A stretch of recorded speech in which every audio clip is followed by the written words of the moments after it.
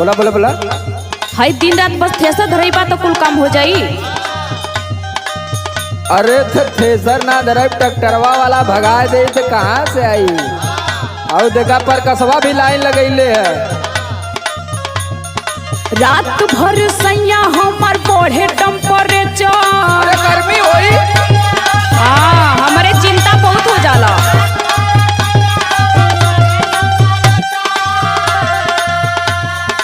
Cooler में रहा, cooler में। रात भर